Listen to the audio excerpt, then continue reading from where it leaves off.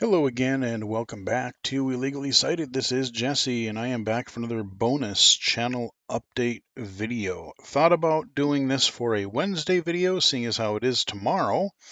But I figure, I have so many things queued up that I want to release or unlock for you guys, and even yet record for you guys yet that I'm like, in the spirit of the Game Accessibility Conference, this I think will just be a bonus video. I'm going to try not to go too long here, but I do want to cover a few different things. So, again, for anyone new to the channel, welcome to Illegally Cited. This is Jesse here, and this channel's been going on for about 10 years now, a little over 10 years, believe it or not. I cover games, technology, VR, virtual reality, augmented reality, or XR as it were called. And I cover everything from a blind low vision perspective. I'm legally blind myself. Like I said, you'll find like mainstream games that I play with my low vision, blind accessible games, PC, iOS, a little bit of console stuff here and there, a few geeky videos I've got here and there. We've got game accessibility, VR accessibility playlist. We got some VR experiences and VR games I've taken a look at as a legally blind user, and all kinds of other stuff. Few Let's Plays here and there, but not too many. But just check the playlist section and you'll hopefully find something that you will like. Hardware reviews, assistive technology, all kinds of stuff. To everyone who has been supporting the channel and my work over the past several years, definitely much appreciated. Thank you for that. And I've even gotten a few call outs on social media lately for the channel and stuff like that. So, again, thank you for that. Some of those tweets made my day, actually. But yeah, boy, it is a busy, busy season.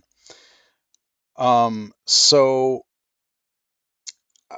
I don't know that I'm going to have like a whole bunch of topics here, but there's a couple that I do want to cover. So a channel update. There's a lot of content that I'm working on putting together for the channel. Um, Believe it or not, there are actually a lot of games coming out. We got some indie stuff, we got some retro shooters, we got a few AAA games coming out and that have just come out. And I've even gotten my hands on a few titles that I really didn't expect to, at least for quite a while, because either A, I was going to wait until I got my computer upgraded, or B, just kind of waiting for things to kind of cool down and I would have more time to play them. Um, but so somebody had asked me, I had mentioned some Game of the Year stuff earlier on Twitter, earlier this week on Twitter, I believe it was. And I will be doing my usual end of year wrap up videos. Usually I do, depending on how much there is to really cover for a particular year. Some of them I've done like 5 videos, one for every day of the week for the last week of the year. I think some I've done maybe 2 or 3 videos if there hasn't been a lot to talk about. I don't know how this year is going to go, how I'm going to format them. I don't know how I'm going to do them, cover things, but there will be a lot to talk about. And I think there will be enough blind accessible games, be them audio games, text-based games, mainstream games. And I haven't even gotten to play all of them myself yet. I know there's some ones that I've missed, but there's going to be a lot to cover. So I will be able to more than likely give my thoughts on at least maybe the top 5, top 10 um, blind accessible games, low vision accessible games, things that highlights of my year. I don't usually do like a real top 10. I usually just kind of go for, hey, here's some of my highlights for the year, be they low vision or blind accessible games, whatever. And that's probably the way I'm going to continue to do that. But what I am working on right now is for the past, I want to say 3 years, The Game Awards, yes, the big Game Awards show by Jeff Keighley and company. Um, he has been, they've been doing the Innovation in Accessibility Award for the past 3 years.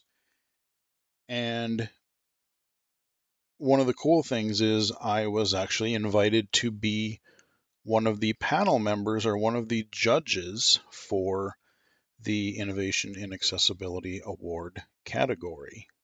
Um, so I've been doing that over the past couple of years, and I was invited again to help be a judge for the Game Awards this year, and that deadline is actually coming up very soon. So I need to test out a few more games, and I need to get my ballot in here pretty soon. So I have been working on, just playing a lot of different games, trying a bunch of different games, looking at their accessibility features, and not just looking at their accessibility features, but like how effective are they? Okay, they have text to speech. Does it speak everything? Do they have, okay, they have text options. Is it just for subtitles or does it actually work for UI? Is it big enough? Are there navigation issues? All these different things that I cover in my low vision or my accessible spotlight videos. These are things that I'm looking at and kind of trying to figure it out. So that is the game of year stuff that I'm working on right now. And I do want to give a shout out to a few game companies. I'm not going to mention specific names here, but I will in their individual videos as I'm able to cover the games. But a few companies have reached out and have provided me with a couple of review codes for games that could be in consideration for that category. Now, that being said, a lot of the games I've already owned or I've already purchased myself, because the vast majority, um, I have thousands of videos on the channel here by this point, and um, the vast majority I have purchased myself, some at full price, some on sale or discount, whatever. I've had a couple of games gifted to me by friends. I've had a couple of developers reach out to me on occasion to provide a review code, or I've kind of done a little bit of consulting work or whatever. Um, so I've had that a little bit. And yeah, so the vast majority of titles I have paid for myself. And I will make it abundantly clear if I have received a review code for a game. And just because I have received a code for a particular game does not mean I'm not being bought out by, so many people. I see comments online, for whether it's a YouTube video or a website like IGN or whatever. I hear, oh, you guys are just bought out and you're just giving, good reviews because you're bought out by the game companies. No. Um, I will still be giving my honest opinion on both the overall, quality of the game and its accessibility features, good, bad, and everything in between. Uh, I've gotten a couple of codes, like I said, recently, and there's a couple that I haven't covered yet.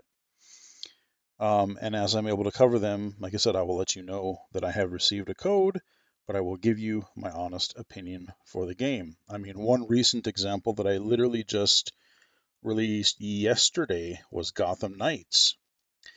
Turned the game on.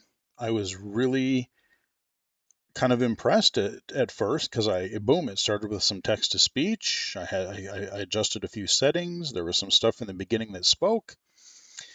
But unfortunately, the further I got into the game and actually into regular gameplay, um, the more accessibility problems I did have. None of the really in-game UI. None of that spoke. So your skill trees, your upgrades, your quests, all that kind of stuff. Had a little bit of navigation issues here and there. So some of the first-person um, crime scene puzzle scenes were a bit difficult, especially due to the text and the cursor. So check that video out if you haven't. But, again, I mean, there's things I definitely like about the game. Um, but there are some issues, and I definitely pointed those out in the video. So I've got a couple more, at least one or two more PlayStation 5 games. I've got a couple more PC games that I have gotten codes for, and that I will be able to share my thoughts and accessibility impressions with you guys here, hopefully within the next, you know, in the next couple weeks or so. Aside from that, I still haven't recorded a video reviewing the Apple Watch Series 8 that I got, about a month ago now? So I've definitely had enough time to use it. I've had enough time to play with it. I've gotten a couple Watch OS updates, one of which just came out yesterday. So I need to do a video for that. Um, I want to do another video, especially with, more and more games coming out on Steam that are blind accessible, until Valve gets its shit together and actually starts making its platforms and apps and things more accessible. I do want to show the recently updated Steam iOS app. They did a totally new refresh, interface refresh, 2, 3 weeks ago, maybe, give or take. And there's definitely things that I like about it, and I think overall things are definitely a bit more streamlined. Because like there was some weird UI stuff in the old one. Like it worked, but it was like you had to go always open these weird menus, and like just to do a search, it was kind of dumb. But like there's things I like about the overall interface. But one of its main problems is that there are just buttons and and things on there that are not labeled. And I want to show you that, because another thing that you can do with the Steam mobile app is, if you're having trouble with the PC desktop client, as long as it's installed, and you can get through that process, if you have your computer on and then let's say you buy something through the Steam iOS app, you can remotely install it to your computer. And then, like, instead of going through Steam, you can just navigate to the Steam folder on your computer and then access and launch games through File Explorer. That's another way that you could go. Um, so I want to do an updated Steam iOS app video. Those are a couple other things I want to cover. But like I said, we've got lots of games. We've got lots of indie games. I've got a couple more demos. I think I've got a couple more early access titles that I just want to flat out play, let alone maybe do a video for. They did a couple weeks ago, they did um, a reworking of, I covered the Project Warlock 2 early access not terribly long ago. I backed it on Kickstarter, and even when I first tried it, I thought it was really good, but they totally reworked it. Like the levels before, they were a lot more, they were a lot bigger, and they were a lot more open in a way. So like there were, just because of all the paths and different things, like people were getting lost in the levels. I've even gotten lost a couple times in some of those levels. But they've streamlined them, and they've made the levels, like, they kept a lot of the content, but they just restructured them a little bit and made them flow a little better. And then they actually made the levels a little bit smaller.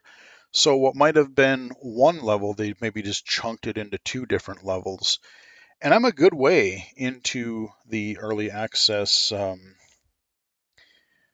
build of the game now, in its modified form. I started over from the beginning, and it's really good. I mean, yeah, every level, I mean, the gameplay feels really smooth, really solid. It looks good, it plays well. It's a really neat sort of retro first-person shooter that I really like. I like the first Project Warlock, and I think they're improving the second game in every way. So I'm very curious to see what the final version of that is going to be. Proteus. Remember that cool retro shooter? That is actually out in or out in on Steam now. And I just heard on Twitter yesterday, I think, that it's also coming to the Switch. But I want to cover the full version of Proteus because there's or did no wait, did I? Hell, I think I might have. I think I did. I don't know if I released the video yet, but I'm pretty sure I recorded one. It's been so crazy here, you guys. Like I've been, I have my full-time day job, but literally I would say the last 3 weeks or better, outside of there, I've really just been like, I've been doing game accessibility stuff. I've had a couple consulting gigs with actual game companies that I really can't talk about due to NDA and stuff like that. Um, I've been, trying to answer a few questions for people. I've been working on just trying a bunch of games out for judging for the Game of the Year awards. And on top of that, just playing stuff that I want to play. For a couple of weeks there, I was a little bit kind of out of commission. I mean, I could still do stuff, but I had this weird, I don't know if it must have been some kind of a sinus plug up or sinus infection or something. So my left ear went completely jank, and so my left ear was rather clogged, and so I was kind of fighting that off and on for a couple of weeks. It's pretty much, I would say, 95% or better back to normal now, so we're good.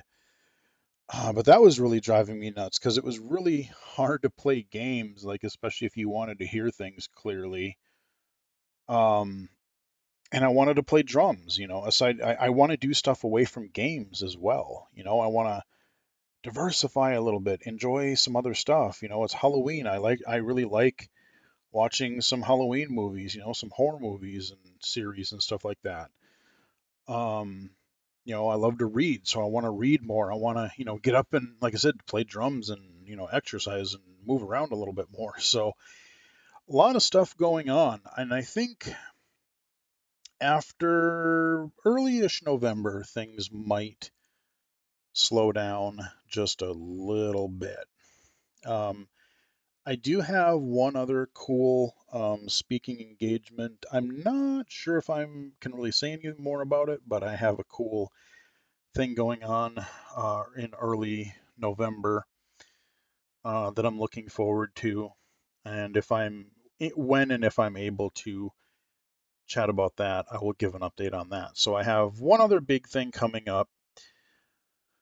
And then it's really just a matter of getting through the videos, playing some games, both on my PlayStation and on my PC and whatever. We should be getting reviews of the NVIDIA GeForce 4080s coming out next month. And remember when I did that earlier video where I was talking about the GeForce cards? NVIDIA has now decided they're only going to release one version of the 4080 because people basically called them on their bullshit and they said, yeah, you guys are just maybe like what I said in the other video. It's like, oh, you probably are just making like a 4070, marketing it as a 4080 and charging up the wazoo for it. So they're like, yeah, we don't want to end any confusion, so we're just gonna, discontinue or unlaunch the 12 gigabyte version of the 4080. So now we just have the 16 gigabyte version.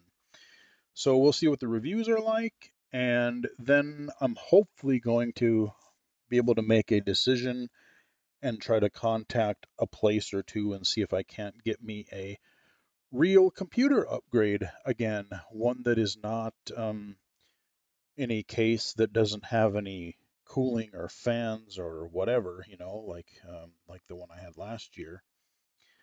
Because man, like the power supply alone you're gonna need for these beasts, like I'm probably gonna end up getting like 1,000 watt, if not a 1,200 watt power supply because these video cards are just insane. So that's still yet to come. Hopefully we'll hopefully we'll get that figured out in the next couple of months. So yeah, still things going on, but hopefully things will sort of wind down here in the next week or three. But that's kind of what I've been working on. Like I said, we have the Game of Year stuff coming up.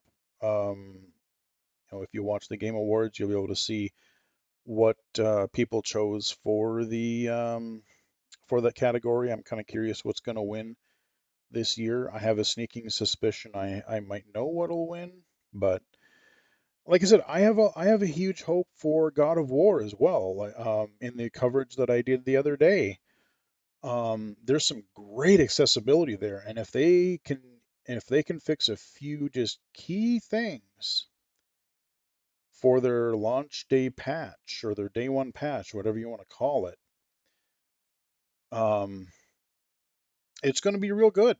So depending on when they actually release the patch that has some of these accessibility features. Again, we don't know fully what they're even going to upgrade or what they're going to fix for accessibility. So I may or may not have a review on launch day because I want to make sure that that patch is out and that the game that I'm fully gonna spotlight is the 1.0 launch day version with said patch. So if that is the case, it might take me, a couple of days to go through it a little bit and test things and see what's there and what isn't. And then I will do a video. But so shortly, either shortly after launch, I will have a God of War video with actual gameplay coming too. So that is what is going on. Um, I'm trying to think if I've missed anything else. I mean, I'm still doing the XR Access thing. I'm still working my day job. I'm still doing all this other stuff. So yeah, I mean, I like being busy though, I mean, that's the cool thing is yes, I'm busy. Yes, there's tons of stuff to do. There's tons of stuff going on, but I like it. I love doing this accessibility work. Like I like what I do in my day job. Like to be able to help somebody so that they can, you know, become educated, go to school, go to college, go to a trade, whatever, get any sort of, just remain independent, get a job, become a tax-paying member of society, and just being able to support themselves and their family. That's great. I love it. Love being able to help with that. Games, just people kind of overlook that and like, oh, why bother? It's just games. But games are really powerful. Especially as popular as they are with everybody these days. You've got your socialization. You've got um, just entertainment. You've got stories. You've got challenge. You've got any number of things. So it's just like anything else that's really become standard. Blind people or people with disabilities want to be able to join in the fun, join the conversation, just as they would like a movie or a book or music or whatever. So I love what I'm doing um, with game accessibility, VR, technology accessibility. Just I love everything I'm doing right now. And as much as I was struggling right out of college, like man, if I knew how awesome things are right now, like I had to go through some rough stuff for a while, but I'm very happy where I am right now. So thank you to everybody who is supporting my work. And the last thing that I want to talk about really quick is just give my overall thoughts on the Game Accessibility Conference. GAConf 2022. This is the North American version. I talked about it on previous videos. Hopefully some of you were able to check it out. If you did miss the official conference, they do already have all of their sessions up in a Game Accessibility Conference playlist on their YouTube channel that we're looking at now right here. in the tab that I have open in my browser. And there's a lot of great sessions in this 2-day hybrid conference. Like I said, this was a hybrid event. They had some people in person. They had some pre-recorded sessions. And we had people in Discord, we had people there, and it was a pretty lively show. We've got a lot of sessions here. So I thought it went really well. I mean, technically, really no problem. Fired up Zoom to watch the conference. Um, since I've attended virtually the past several years, I already had the Discord site set up, or their link set up, so I could just pop in and join. You had a lot of general channels, so general, like a business channel where you could like advertise if you're a content creator. They had a channel for that. People looking for work, developers actually looking for employees, looking for people to work in accessibility. So though that was really cool. And then each specific session had their own channel. So as each one of these were going on live, especially the virtual attendees could be there, and we could just be chatting back and forth. And I mean, it was text chat, but it was totally fine. There was a lot of good discussion and things happening there. And the sessions themselves were really cool. I did, as I said earlier, I was part of one of these sessions. I was part of a panel with 3 other members, and we had a panel session about mobile game accessibility. And so we talked a little bit about, hey, what works for us? How do we play games on mobile? What works well? What doesn't work well? What kind of things do we look for? If we're looking for a mobile game, where do we typically find games that we can play? Kind of a wish list type of thing. Um, and we even talked, as it ties into accessibility, we even, touched on the whole monetization and microtransaction stuff that really started out on Facebook and mobile and then infested its way onto PC and console as well. And I think that is an accessibility issue because a lot of these ads interfaces for like when you have those pop up and even if you're playing a blind accessible game, these ads can maybe not be accessible and they can be a pain in the butt. A lot of these are so predatory as well. If maybe you have a cognitive disability and you don't understand what's going on, or you have um, what's the word I'm looking for?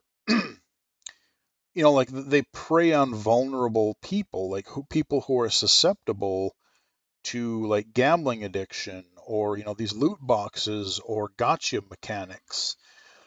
So we talked a little bit about that. I think that is a perfectly valid branch of accessibility because it can affect a lot of people. So that was a really fun session. I did, once all these videos went live, I did tweet it out. So if you follow me on Twitter at BGFH79, I did give a link both to to our panel specifically and to this GAConf 2022 playlist, and I will put a link of both of these in this video's description as well. So just go down there and you can check out our panel, or you can just browse through this whole playlist. I mean, we had a lot of cool different things. We had things from game developers. We had stuff on like captions. We had a really interesting section actually on like fonts and typography in games, which can really, again, people are worried about, oh, well, we don't want to mess up our UI. We want to make it look good. And, we're always using these small text, but like they had some really good tips on like fonts and dynamic like scaling and different, font things. And it was a really interesting talk. there were things from, indie game developers, AAA developers. We had the developer from Lost and Hound. I've covered that game on the channel, that blind accessible game. Lost and Hound, he did a session the first day. We had a session from Naughty Dog again on their new accessibility features in The Last of Us 1, which I touched on in a video not terribly long ago. Mainly the audio described cutscenes and the haptic feedback for dialogue. That again, it's so fascinating. I would not have even ever thought of that. But the fidelity that the DualSense offers made it happen. And a little tidbit just for all you curious out there. The talk is out there, so it's public information now. Like if you watch the video, you'll know. And I've already seen it posted on Twitter once or twice where in their session, Naughty Dog did say, yeah, we are kind of working on a PC version of The Last of Us 1. So I don't know if they're also working on one for Last of Us 2. I would love to see them both come to 2. I would buy both of them in a friggin' heartbeat. And so they're looking for people. If you watch this session, they'll have a link or they'll have some information on they're looking for people who play on PC who, if you have any ideas on any PC specific accessibility features or accessibility considerations, to reach out to them and let them know because they are working on a Last of Us PC port, which I am very intrigued about. But like I said, we've had game developers, we had some. Oh God, there's just so many. There was stuff on journalism, which was really good. There was one on like a controller modifications. There was another one on there was some I mean, like I said, there were developers, there were publishers, there were um, David Tisserand did a really good um, talk on kind of his journey on really growing the Ubisoft accessibility culture and team there. That was actually a really good talk. There is a Microsoft Fundamentals of Accessibility Fundamentals course that's free. I actually went through it a few months ago, finally got around to getting through it. And it's a really good course. If you are new to accessibility, you just want to brush up on a few things, maybe you don't know as much in a certain area. It's an introductory level course, but what's there is extremely well thought out. It's very well laid out. Um, it's a great place for people to get started, and I would encourage people to check that out. So there was a session on that. Just a lot of good, a lot of good advice to developers, from advocates, consultants, people in the community. It was just a really good event. There was a lot of really cool things, and I'm very excited to see, what the future is going to be because, I can tell just by some of the companies already, we're starting to get more robust accessibility features. I know blindness stuff is not quite there yet. There's not as many companies seeming to tackle that just yet, but I'm hoping that's going to be coming. Speaking of which, there was a session on the history. It was a brief session, but there was a session on kind of some of the overall history of blind game accessibility. That was earlier this afternoon. So, yeah, if you missed the sessions or if there's just something that you want to go back and check out again, the Game Accessibility Conference 2022 is done, and it was a lot of fun. Um, Again, my head is just kind of spinning because I've had so many thoughts and things on my mind, stuff that I'm doing, all the things that I'm learning and doing in the conference itself. Oh, yeah, and then on top of that, this morning, woke up to a hell of a situation, shall we say.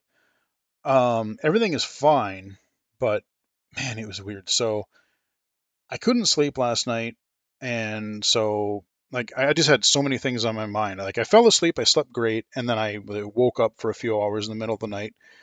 Um, got up, I was getting ready for the second day of GAConf, and I'm in the bathroom getting ready, washing my face and whatever, and all of a sudden I just hear this blaring, one of those alerts from my iPhone and my iPad, and just my devices are going nuts.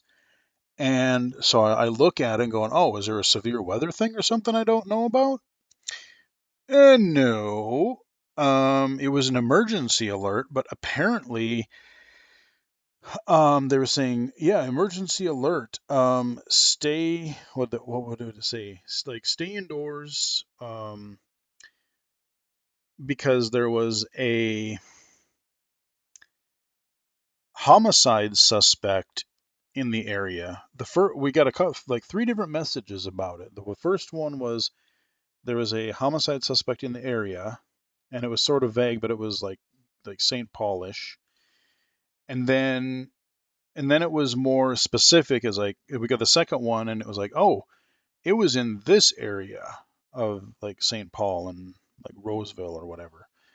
And I'm going, ooh, I won't say the specific locations, but they were like, oh yeah, it's in this area. And I'm like, damn, that's actually like only a few blocks away, because apparently somebody had gotten shot at a fairly close mall, and then they were on the run or whatever. And then I was trying to find, like, the dumb thing is you got the text notifications, but none of them had like a link or anything that you could click to get more information, or kind of a live update sort of a thing to be like, yeah, let's monitor this situation.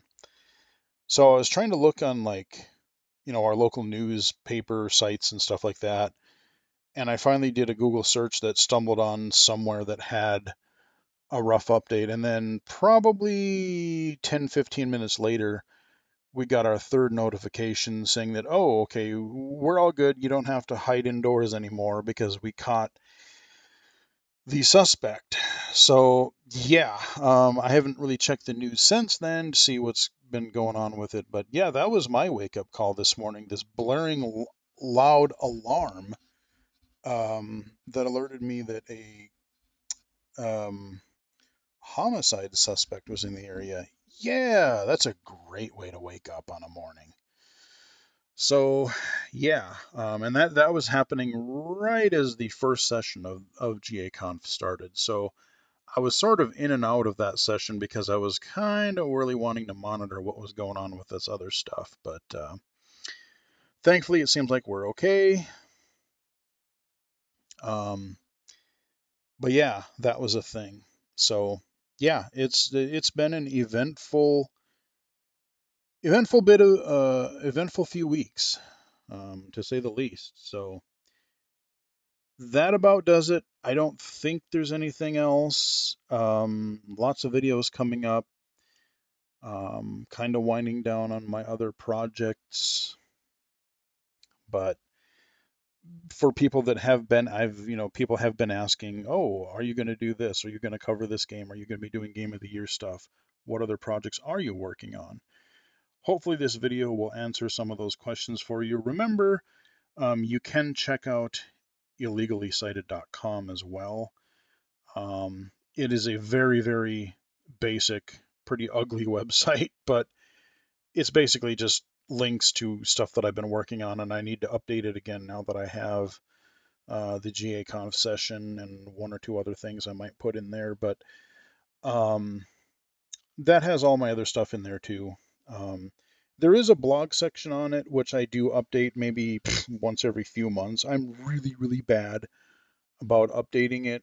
It's just a feature of the website that was there, so I occasionally use it. But I more often will do these update videos where I just talk like this and ramble. So that's kind of been my thing instead of writing. But there you go, guys. Um, Hope you guys enjoyed the video. Go ahead and give it a like if you did. Excuse me. You can follow me on Twitter at BGFH79. twitch.tv/illegally-cited. I swear I will stream again one day. Illegally-cited.com, and right here on YouTube. Thank you to everybody who has been supporting the channel, and to anyone who has now discovered the channel from GAConf, welcome and thanks for the support. And until next time, I will chat with everybody again later.